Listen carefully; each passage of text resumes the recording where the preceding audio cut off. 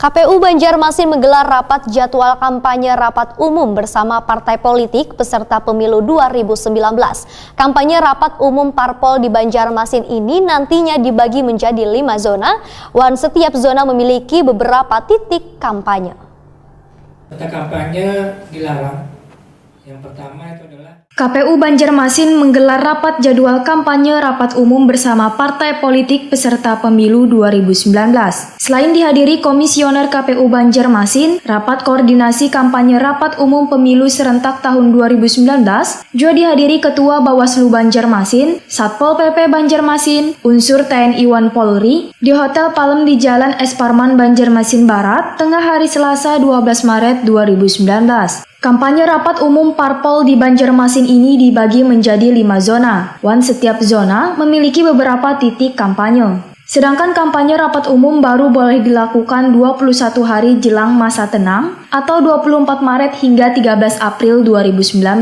Komisioner Divisi Sosialisasi KPU Banjarmasin Syaifuddin Akbar Wayaditakuni Prima TV memadahakan, diadakannya rapat koordinasi ini supaya dicapai kata sepakat mengenai titik lokasi rapat umum dan jadwal pelaksanaan kampanye. Hasil kesepakatan ini nantinya akan ditindaklanjuti dengan perizinan, kemudian akan dikeluarkannya surat keputusan KPU yang berkenaan dengan pelaksanaan rapat umum titik lokasi dan jadwal per partai politik. Pertimbangan ada penetapan zona atau titik lokasi kampanye ini menurut Syaifuddin Akbar karena dari beberapa dapil yang ada di Banjarmasin di setiap kecamatan paling kadang mengakomodir ada satu titik yang digunakan untuk rapat umum tersebut. Peserta pemilu pun ujar Syaifuddin Akbar, wayah menuju titik rapat umum dilarang melakukan konvoi di jalan raya, wan kada diperbolehkan menggunakan mobil bak terbuka. Sedangkan waktu pelaksanaannya dari pukul 9.00 WITA sampai 20.00 WITA.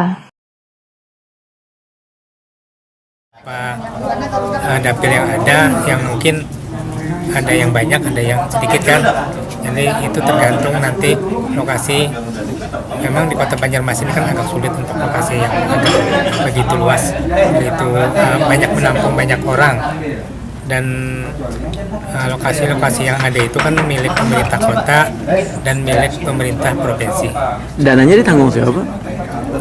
Kita memberikan izin aja itu. Kita menyurati instansi atau misalnya kan milik pemerintah kota. Kita akan memberikan surat ke pemerintah kota untuk dari tanggal 24 Maret itu sampai 13 April itu lokasi tersebut tuh harus clear dari kegiatan lain, jadi khusus untuk kegiatan kampanye rapat umum. Dan ini memang sudah direspon oleh pemerintah kota, memang dia akan memfasilitasi itu untuk kegiatan kampanye rapat umum.